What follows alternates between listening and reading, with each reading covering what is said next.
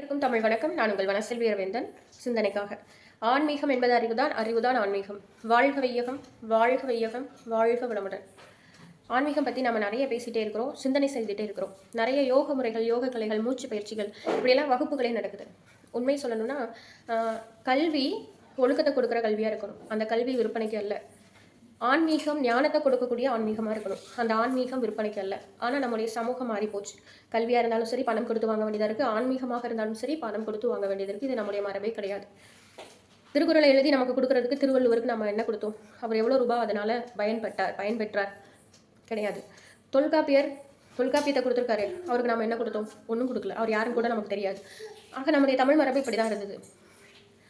கல்விக்கும் ஞானத்துக்கோ நம்ம எப்போ பணத்தை கொடுக்க ஆரம்பிச்சோமோ, அதுக்குன்னு ஒரு விலை வைக்க ஆரம்பிச்சோமோ, அப்போவே நம்முடைய ஒரு கீழ்நிலை தெரிய ஆரம்பிச்சிருச்சு. இது ஒரு செய்தி மட்டும்தான்.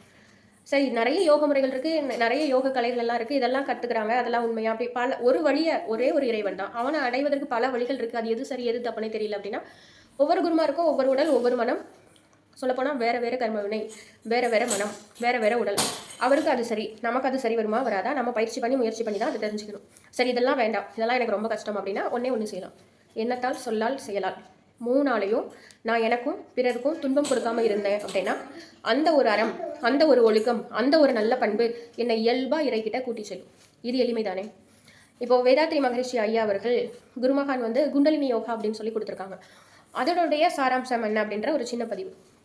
இப்போ குண்டலினி அப்படின்னா வடமொழியில் குண்டம் அப்படின்னா, குண்டம் அப்படின்னாலே நெருப்பு. அலி அப்படின்னா ஆணும் இல்லாத பெண்ணும் இல்லாத. ஆன்மாவுக்கு ஆண் பெண்ணுங்கிற பாகுபாடெல்லாம் கிடையாது. உயிருக்கு உண்டா? இப்போ உயிர் போனாலே ஆண் பெண் எல்லாம் கிடையாது. சவங்கிற ஒரே பேர் தான், டெட் பாடிங்கிற ஒரே பேர் தான். அது மாதிரி அந்த உயிர் சக்திக்கு ஆண் பெண்ணுங்கிற பாகுபாடெல்லாம் கிடையாது. அது ஒரு நெருப்பு தன்மை வாய்ந்தது அப்படின்னு சொல்கிறாங்க. உண்மைதான்.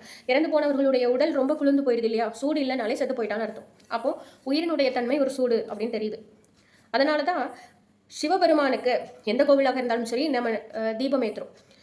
திருவண்ணாமலை தீபமாக இருக்கட்டும், மகரஜோதி தீபமாக இருக்கட்டும், ஒரு சர்ச்சில் போனால் கூட ஒரு மெழுகுவர்த்தி ஏற்றி வைக்கிறாங்க. நிலவு வந்தால் ஒரு ஒளி. ஆக இந்த வெளிச்சம் தரக்கூடிய அந்த நெருப்பு, அதை தெய்வமாக நாம் வணங்குறோம். ஏன் அப்படின்னா அது உயிர். அது இல்லைன்னா உயிர் இல்லை. அங்கே சிவமாக என்ன இருக்கோ அதுதான் ஜீவனாக இங்கே இருக்குது. இதை நான் உணர்ந்தால் அதை நான் உணர முடியும்.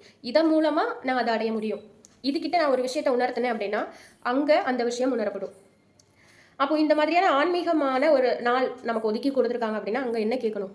என்ன கல்யாணம் ஆகணும், குழந்தை பிறக்கணும், வேலை கிடைக்கணும், இதெல்லாம் கேட்கணும்னு அவசியம் இல்லை. அவனை உணர்ந்தா கிடைக்க வேண்டியதெல்லாம் தானாக கிடைக்கும். அப்போ ஆன்மீகம் என்பது நம்முடைய வாழ்விற்கான தேவைகளை, அது மன ஆறுதலுக்காக நம்ம கேட்குறோம். கேட்டதுனால கிடைச்சது அப்படின்ற பொருள் கிடையாது. கேட்கலன்னா கிடைக்காதுங்கிற பொருளும் கிடையாது. நன்றி, வணக்கம். மீண்டும் சந்திக்கலாம்.